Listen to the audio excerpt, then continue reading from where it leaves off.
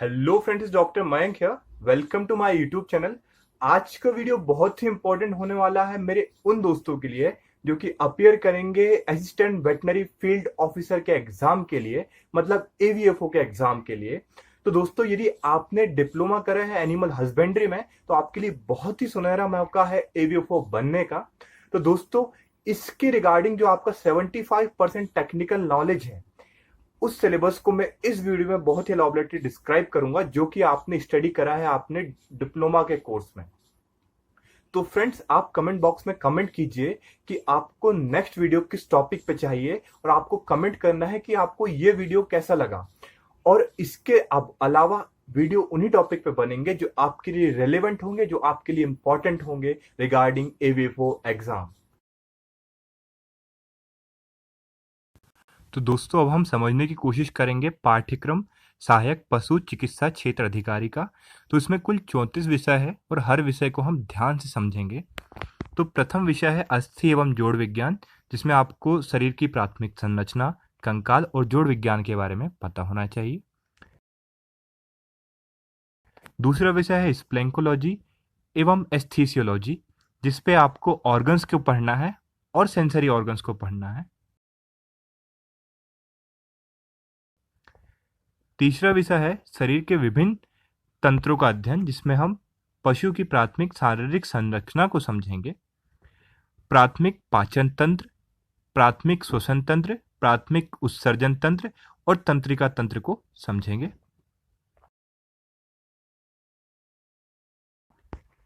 चौथा है स्त्रावी एवं प्रजनन एवं दुग्ध विषयक। इसमें हम प्रजनन तंत्र, दुग्ध विषयक और पशु की शरीर विकास की प्रक्रिया एवं मौसम विज्ञान के बारे में समझेंगे। पांचवा विषय है अंतःकरण की चयापचय, जिसमें आप एंजाइम, कार्बोहाइड्रेट का चयापचय कैसे होता है, वसा का कैसा होता है, प्रोटीन का कैसा होता है और विटामिन के बारे में पढ़ेंगे। तो ये 5 टॉपिक आपके लिए बहुत इंपॉर्टेंट है। छठा टॉपिक है कार्बोहाइड्रेट, वसा, प्रोटीन एवं नभिकीय अम्लों का अध्ययन। तो इसमें आपको कार्बोहाइड्रेट का जीव रसायन मतलब बायोकेमिस्ट्री आपको पता होना चाहिए, लिपिड की, प्रोटीन की, इन सब की किस तरह से ये मेटाबोलाइज होते हैं आपको पता होना चाहिए। नाभिकीय अम्ल का भी आपको पता होना चाहिए, जिसमें डीएनए आरएनए आते हैं। फिर सातवां विषय है साधारण पशु परजीवी विज्ञान और कृमि विज्ञान। तो इसमें आपको पैरासिटोलॉजी पढ़नी है। इसमें आपको इसके सिद्धांत क्या है, सिस्टोड और नेमाटोड के बारे में आपको प्राथमिक ज्ञान होना चाहिए। इससे आपके बहुत अच्छे अच्छे क्वेश्चन बनेंगे। फिर आठवां विषय है पशु कीट विज्ञान, और जिसको एक्यूरोलॉजी या फिर प्रोटोजोलॉजी, जिसमें हम जू के बारे में पढ़ते हैं। आपको इनके सिद्धांत पता होना चाहिए। नौवां विषय है जीवाणु विज्ञान फफूंदी विज्ञान का समान परिचय, जिसमें आपको प्रथम जो अध्याय है वो सूक्ष्म विज्ञान का परिदृश्य, उसका इतिहास और सूक्ष्मदर्शी के प्रकार, मतलब सूक्ष्मदर्शी अर्थात माइक्रोस्कोप के आपको प्रकार पता होना चाहिए। दूसरा अध्याय है जीवाणु की संरचना, बैक्टीरिया किस तरह से बने होते हैं, उनके गुण क्या होते हैं और बढ़ते कैसे और पहचानना कैसे है। और तीसरा अध्याय है जीवाणुओं की संरचना, गुण बढ़ाने और पहचानने की विधि। 10वीं चीज है शारीरिक जीवाणु और फफूंदी के उत्पन्न रोग, मतलब बैक्टीरियल आपको डिसीज बतानी है और फंगल डिसीज के बारे में आपको पढ़ना है। 11वां आपका विषय है सामान्य और शारीरिक विषाणु विज्ञान। तो इसमें आपको वायरसेस के बारे में पढ़ना, वायरसेस की संरचना और उनको किस तरह से हम उसको ग्रो करते हैं लैब के अंदर, उस चीज को आपको पढ़ना है। और जो वायरस से होने वाले जो रोग हैं उनको आप लेबोरेटरी में किस तरह से समझेंगे, पढ़ेंगे, उस चीज के बारे में। 12वां विषय है जनरल पशु रोग विज्ञान, आपको पता होना चाहिए। 13वां विषय है विशेष पैथोलॉजी, जिसमें आपको हर बीमारी के बारे में थोड़ा थोड़ा बेसिक नॉलेज होना चाहिए। और चौथा है क्लिनिकल पैथोलॉजी, जिसमें आपको ये पता होना चाहिए कि आप सैंपल किस तरह से कलेक्ट करेंगे पैथोलॉजी में, जिसमें आप ब्लड का, यूरिन का सैंपल कलेक्ट करते हैं। तो अभी तक हमने 34 में से 14 विषय कर चुके हैं। अब 15वां है पशु पोषण के मूलभूत सिद्धांत। अच्छा, ये न्यूट्रिशन है। तो इसमें स्वास्थ्य और उत्पादन में पोषक तत्वों का महत्व बताना है आपको, पशु के चारे व दाने की उपलब्धता के बारे में, और रोमांथी और अरोमांथी पशुओं में पोषक तत्व का पाचन किस तरह से होता है, मतलब रूमिनेंट और नॉन रूमिनेंट्स में किस तरह से डाइजेशन होता है वो आपको पता होना चाहिए। फिर 16वां विषय है प्रौद्योगिकी। तो निम्न स्तर के चारों का भौतिकी रासायनिक विधि द्वारा उपचार कर पौष्टिक तत्व को पढ़ाना। तो आप किस तरह से फिजिकल और केमिकल मेथड से किस तरह से जो लो क्वालिटी का जो फॉडर जो होता है एनिमल का उसको अच्छा क्वालिटी का कैसे बनाएंगे, और दाने का प्रसंस्करण करेंगे। ये विषय इससे बहुत अच्छे क्वेश्चन पूछे जाते हैं। पशुओं के खाद्य पदार्थों के भंडारण किस तरह से आप भंडारण करेंगे, आप किस तरह से साइलेज बनाएंगे चारे का, पशुओं के दाने व चारे में पाए जाने वाले हानिकारक तत्वों को भी आपको पता होना चाहिए, जिसको हम बोलते हैं उसके एंटीटॉक्सिन्स। ठीक है। फिर आप बात करेंगे पशुओं व पक्षियों के लिए फीड एडिटिव क्या क्या उपयोग में होते हैं, उनका आपको नॉलेज होना चाहिए, जो आपने आपके diploma in animal husbandry course में किया है। 17वां विषय है रोमांथी पोषण, मतलब रूमिनेंट्स का पोषण किस तरह से होगा। तो पशुओं की वैज्ञानिक आहार पद्धति आपको पता होना चाहिए, खाद्य मानकों का उपयोग तथा महत्व, आहार गणना के समान सिद्धांत आपको पता होना चाहिए कि आहार कैसे निकालना है पशुओं का। गाय भैंसों की विभिन्न अवस्था जैसे वृद्धि, परिपक्व, गाभिन, इन सब के लिए आपको आहार निर्धारण पता होना चाहिए। भेड़ बकरियों को पता होना चाहिए। और एनपीएन मतलब नॉन प्रोटीन नाइट्रोजनस जो तत्व हैं उनका उपयोग कैसे करेंगे। तो आपकी जब 17 विषय कंप्लीट कर चुके होते हैं तो आपका आधा सिलेबस कंप्लीट हो चुका है। अब 18वां क्या है, अरोमंथी पोषण, मतलब नॉन रूमेंट्स में। नॉन रूमेंट्स में आपका क्या जाएंगे, मुर्गी, सुकर, घोड़ों का आहार किस तरह से आप बताएंगे, फीड सप्लीमेंट किस तरह से आप प्रिपेयर करेंगे।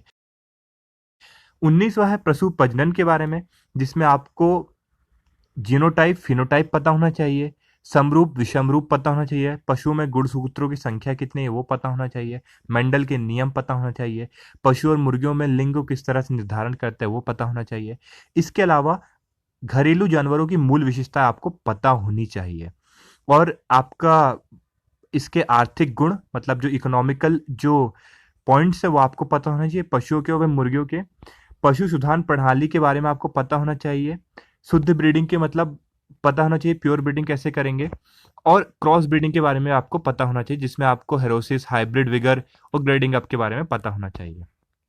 और अलग अलग जो हमारे राज्य है मध्य प्रदेश, उसमें कौन कौन से प्रोग्राम चलाए जा रहे हैं प्रजनन से रिलेटेड वो आपको याद करना, आपका ये जीके वाला टॉपिक हो जाएगा लेटेस्ट। ठीक है। 20वां टॉपिक है पशुओं के रखरखाव का सामान्य अध्ययन, जैसे भारत में पशुधन का महत्व क्या है, पालतू पशुओं को किस तरह से वर्गीकरण करते हैं, जैसे हमने ड्रॉट बोलते हैं, मिल्च ब्रीड होती है, ओके, या फिर मिक्स्ड ब्रीड होती है वैसे। और पशु उत्पादन में उपयोग की जाने वाली सामान्य शब्दावली वो आपको पता होना चाहिए, इसको हीफर बोलते हैं, डैम किसको बोलते हैं, ठीक है, शायर किसको बोलते हैं, ये सामान्य शब्दावली आपको पता होना चाहिए।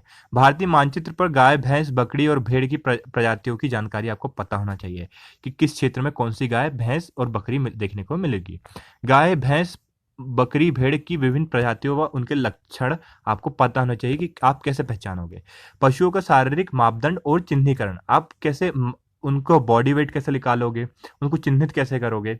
पशुओं की उम्र एवं दंत विन्यास आपको पता होना चाहिए, डेंटेशन आपको पता होना चाहिए, किस तरह से आप उनकी उम्र निकालेंगे। पशुओं की बुरी आदत जिसको हम वाइसेस बोलते हैं उनका रोकथाम कैसे करोगे। ठीक है। फिर पशुशाला का निर्माण आप कैसे करोगे, भारतीय विधि से किस तरह से करोगे। फिर पशु प्रजनन हेतु नर और मादा का चयन कैसे करोगे। फिर पशुओं से दुग्ध, मांस एवं अन्य प्राप्त करने के लिए आर्थिक गुण क्या होना चाहिए, किस तरह से अच्छे पशु का चयन होना चाहिए। पशुओं के प्रजनन की विभिन्न विधियां अलग अलग कैसे कैसे कौन कौन सी विधियों से आप कर सकते हो।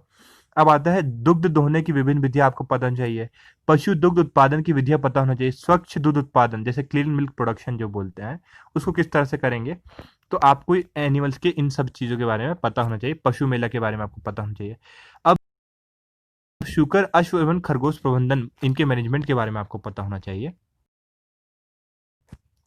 अब एवं सामान्य एवं आंगिकिक वेशज विज्ञान, इसमें आपको औषधिक परिभाषा पता होना चाहिए कि डोज रेट क्या होता है, मात्राएं क्या होती है, ताकि आप आसानी से मेडिकेशन कर पाए एनिमल में। कीमोथेरेपी में आप क्या पढ़ोगे, कीमोथेरेपी में आप जीवाणुरोधी औषधियों के बारे में, मतलब बैक्टीरियासाइडल फिर इसमें सल्फ औषधि के बारे में, पेनिसिलिन के बारे में, ओके, सेफेलोस्पोरिन्स के बारे में, अमाइनोग्लाइकोसाइड्स के बारे में, इन सब चीज़ों के बारे में बेसिक बेसिक चीज़ आपको पता होना चाहिए, ठीक है। पेट के कीड़ों के लिए कौन कौन से एंटी हेलमिन्थ्स वगैरह प्रेजेंट है वो आपको पता है, एंटी सिस्टोड्स पता होना चाहिए, एंटी नेमाटोड्स पता होना चाहिए। प्रोटोजोआ के लिए आपको पता होना चाहिए थायलेरिसिस के लिए कौन सी होगी, बबेसियस के लिए कौन सी होगी, और जो बाहर जो परजीवी होते हैं, जो कीट पतंगे रहते हैं ना, जिसको हम जू बोलते हैं, तो किल्लियाँ जिनको बोलते हैं, उनके लिए कौन सी उपयोग करोगे, देसी दवाई आपकी कौन सी होती है, और इसके अलावा एंटीसेप्टिक आपको पता होना चाहिए। अब आता है पशुपालन का विस्तार आप कैसे करोगे, पशुओं की बीमा अवस्था, डेयरी विकास किस तरह से करोगे। आपको ये सिलेबस देखते जाइए और इसको नोट कर लीजिए। तो आपको मैं इसमें इंपॉर्टेंट पॉइंट ही बस बताऊंगा, जैसे श्वेत क्रांति, इसमें से प्रश्न पक्का पूछा जाता है, और राष्ट्रीय डेयरी विकास board, national dairy development board, इससे प्रश्न पूछे जाते हैं। अब आता है 25वां विषय है व्यावसायिक अंडोत्पादन, मुर्गियां एवं भक्ष्य पक्षियों ब्रायलर का प्रबंधन व्यवस्था किस तरह से करोगे। तो आपको इनका प्रबंधन, इसका कौन कौन से सामान लगेंगे वो आपको पता होना चाहिए, मुर्गी आहार के पोषण ये आपको पता होना चाहिए, कुक्कट का वर्गीकरण आप किस तरह से करेंगे, पेयजल की गुणवत्ता कैसे चेक करोगे, बतख, इन सब के बारे में आपको पालन के बारे में पता होना चाहिए। आप इन पॉइंट्स को नोट करिए। 26वां विषय है भी वापस कुक्कट उत्पादन प्रबंधन के रिलेटेड है। तो आपको पाचन संस्था पता होना चाहिए, मुर्गी की शारीरिक संरचना पता होना चाहिए, प्रजनन संस्था पता होना चाहिए, इसकी पोषण क्षमता भी पता होना चाहिए। अब जैसे ये 11वां नंबर का प्रोजेक्ट इंपॉर्टेंट है आपके लिए, जैसे 100 ब्रायलों के पारिक्षेत्र में आय व्यय का विवरण, इन सब चीज़ों के बारे में आपने जो भी अपने कोर्स में पढ़ा है, इसको आप स्क्रीनशॉट लेते जाइए और इसको बारीकी से समझिए और पढ़िए, और इसका मैं पीडीएफ आपको अवेलेबल करवा दूंगा, यदि आप कमेंट बॉक्स में करेंगे, या मैं आपको जीमेल आईडी मेरी प्रोवाइड करवा दूंगा। 27वां विषय है पशुओं के संक्रामक रोग आपको समझना है, जैसे पाचन तंत्र के कौन से रोग हैं, मूत्र तंत्र, जनन तंत्र के कौन से रोग हैं, उपाचन तंत्र के कौन से रोग हैं, आंखें की कौन कौन सी बीमारियां हैं।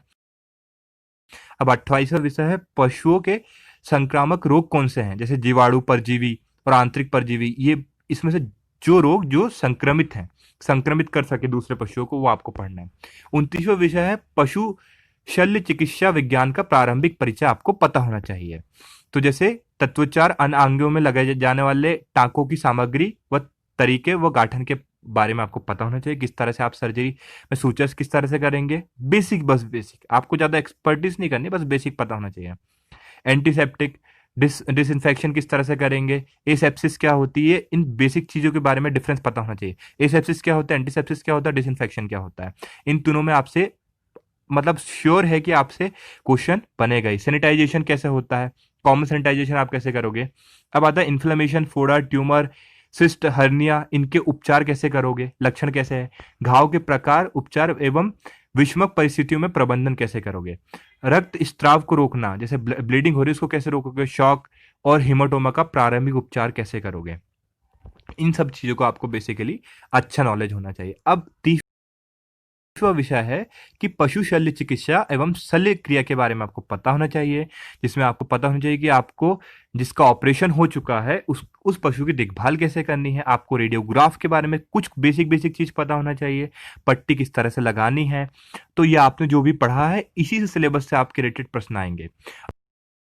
अब 21वां विषय है सामान्य मादा प्रजनन एवं प्रसूति विज्ञान। तो इसमें आपको पशुओं में जो लक्षण होते हैं हीट के, वो आपको कैसे पता करेंगे। अब उसके अंगों के बारे में पता चाहिए, मादा पशुओं के प्रजनन अंगों के बारे में पता होना चाहिए, गुर्दा मार्ग के बारे में पता होना चाहिए, गर्भ परीक्षण कैसे करोगे ये पता होना चाहिए, बार बार गर्मी पर आना, प्रसव क्रिया, इन सब चीजों के बारे में बेसिकली पता होना चाहिए, और इसी से आपके प्रश्न बनेंगे। अब नर जनांगों के बारे में आपको पता होना चाहिए, बांझपन के कारण क्या होते हैं वो पता होना चाहिए, वृषक अंगों का क्षय कैसे होता है, कृत्रिम गर्भाधान के लाभ एवं सीमाएं पता होना चाहिए।